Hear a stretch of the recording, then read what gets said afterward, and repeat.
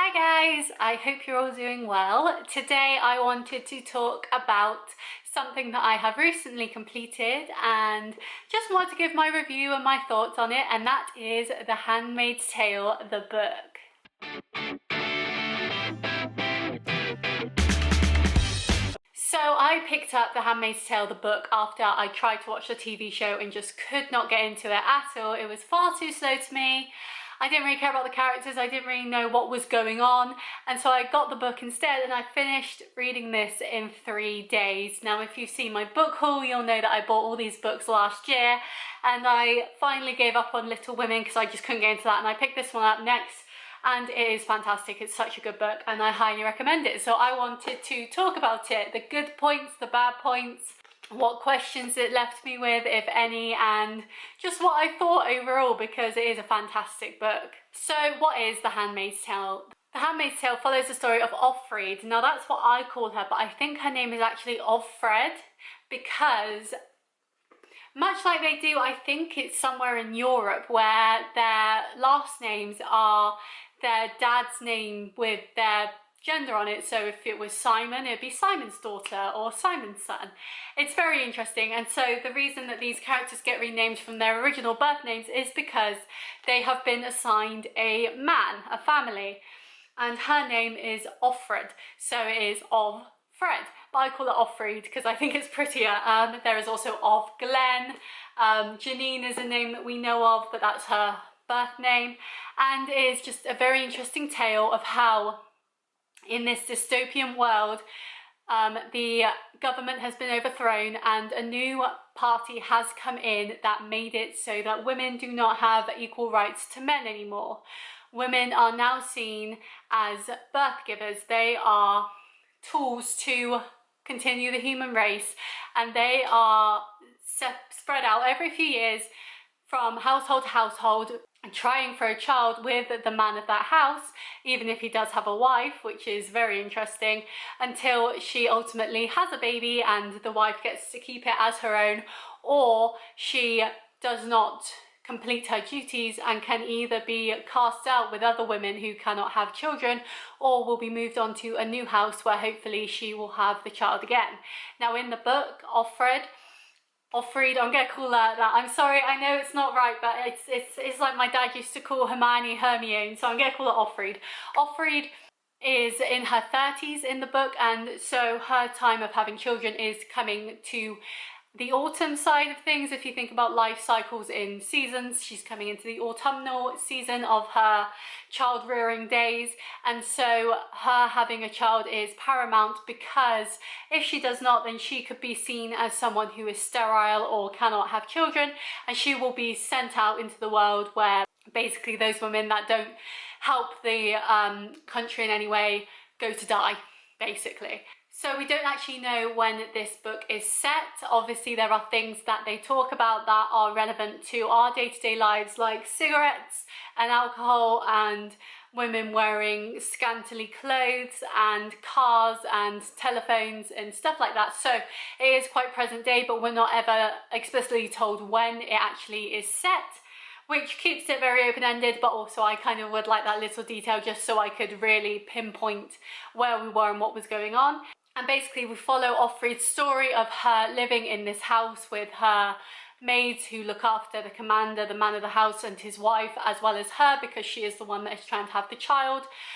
We get to see them have ceremonies where they try to have a baby and all that stuff to do with that. We see her go to the doctor, where she now has to have gynecological exams every month, which I cannot imagine how, not doing that like every few years is fine for me, like not doing that.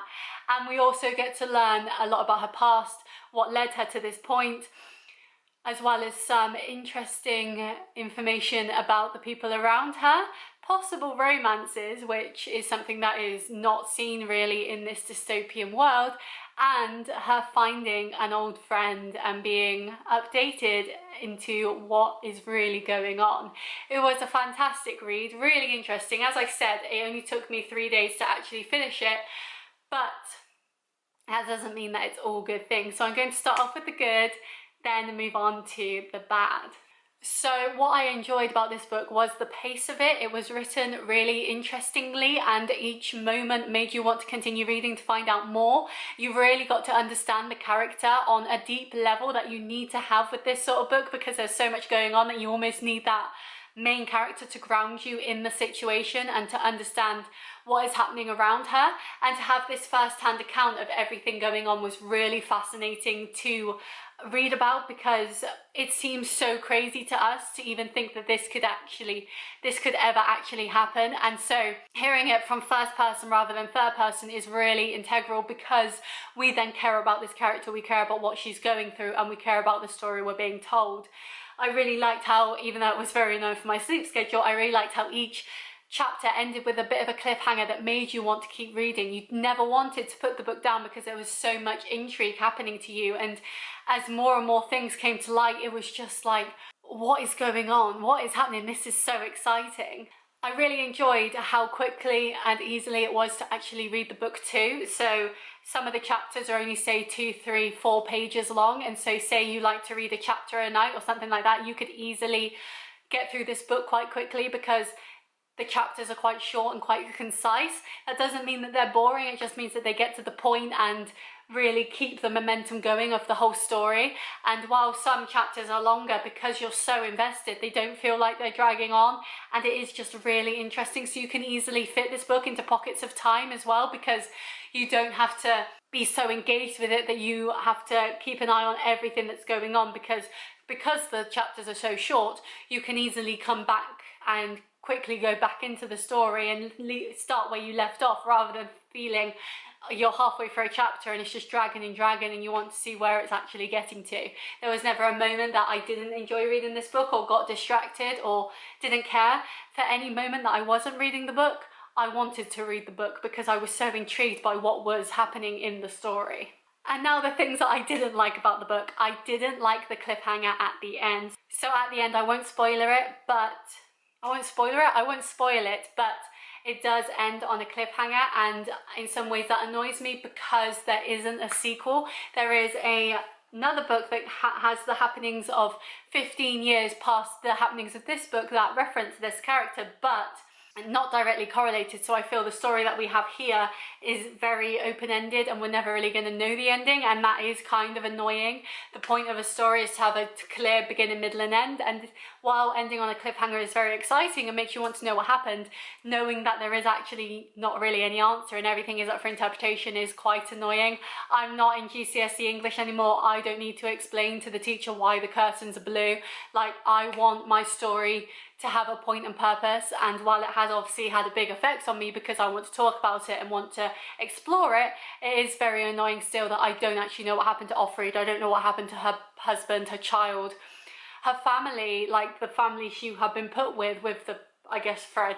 You know, like, I want to know these points, but unfortunately I don't. And while I know I'll move on and read other books and get over it, it would be nice to know that. And I am not going to watch the TV show to see if they have the answers, because it just wasn't for me. It just wasn't for me.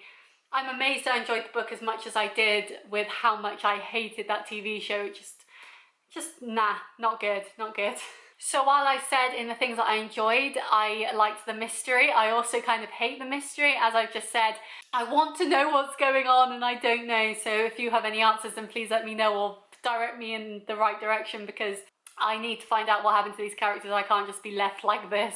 And I think these points as well for things that I didn't really enjoy work in with that as well, in that I want to know more about the backstory, and this is not something that this book ever intended to give you, but I would love to know more about how this even happened. Like, why did the government get overthrown? Why did these people come into power? How did all this happen? Like, what caused it to happen? I just want to know all these answers because it's so interesting and there's so much lore there, and I just want to find out more. And so that leaves a bit of a sour taste in my mouth because I know I never will, and it's a shame. I can speculate, but I want the answers, and I want the answers from the horse's mouth. I don't want to speculate and make up my own things and theories. I want to know for definite what happened. So yeah, on to the question portion of this review. I just want to know how this happened, why it happened. Like, why did these people even want to come into power? In some ways, looking at it from a Western view, it almost looks quite medieval, the way that they want to work. They want women to be almost slaves that are child rearing machines rather than actual human beings. They are on strict diets, they have to wear strict clothing, they can't show any skin at all, they have to have wings on their faces, so they're basically blindsided like horses and cattle. They can't speak to one another without fear. They look at different people who worked in other areas of jobs, like doctors who did abortions and family planning and stuff like that, and have hung them because they are against the whole point of the continuation of the human race. Like, why did this happen? What happened? Who are these people? Like, how did they get into power? What are they trying to do? What is their big game plan? Why do they want it like this? Like, why did these women comply? We saw that Offred and Luke, her husband, and her daughter were running to like escape the country. So is it happening in other countries? Is this a worldwide thing, or is it just contained? If it's contained, then why aren't other countries doing something about it? If it's not contained, then how could they go somewhere else and get away from it? Because then they just end up in the same situation somewhere else. Like, there's so many questions that I want answered, and I'm not getting it. And yes, there's hints at things in the book, but it's only hints. I want like facts and figures, I want stats. And looking at it in a logical way isn't the best way about it, because it's meant to be a bit whimsy, it's meant to be thought-provoking and explorative, and for me, I just want to know the facts. I want to know what actually happened, and I don't have those answers, and it's very frustrating. Although this isn't a big question, it would be interesting to know when this is meant to be set. So if I go to when it was made, copywritten, so copyright 1980. So the OW Toad has asserted its right under the Copyright Designs and Parents Act 1988 to be identified as the author. So it was first published in Great Britain in 1986. That was another thing that I noticed with this book, is she talks a lot about football, not soccer. She spells colour with a U. However, it's actually set in America. Like, they talk a lot about American cities. They use American words. Like, it's very weird how it's written as if it's British, but it's actually set in America. Like, surely it would make more sense to write it as if Offred was American too, if she was from America. It was just a bit strange. That didn't really sit right with me. Like, it wasn't a perfect book in any stretch of the imagination, but that was just a bit like, oh, this is a bit like, my suspension of disbelief is ruined a bit with this, unfortunately. And I just love to know more about the characters. Why did they end up in this situation? Why did they allow themselves to be in this situation? Who's in charge? Who's pulling the strings? How did they make this happen? Like, what's happening to everyone else? And just, I want answers. I want answers. Like, give me answers. But no, this is a fantastic book. This is absolutely great to read. Highly recommend this over the TV show. Of course, if you love the TV show, then great. Like, you could try this as well if you wanted.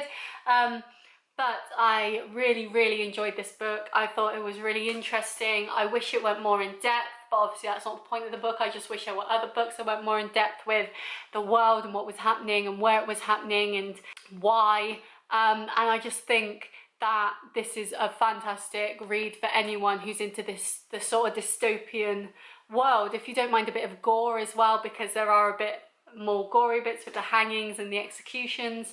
And the fact that women are second-class citizens is a bit gross too, but it's a brilliant book. I highly recommend it, and I would love to know what you think of it too. So please leave down in the comments what you thought of The Handmaid's Tale. Let me know of other books that are like this that I could read too. I'm always up for new books. I'm actually starting a new book now. I'm going to read Agatha Christie's And Then There Were None, which I am very excited to sink my teeth into. But yes, please like and subscribe if you enjoyed this video. Leave your book recommendations in the comments, and I will see you next time. Bye!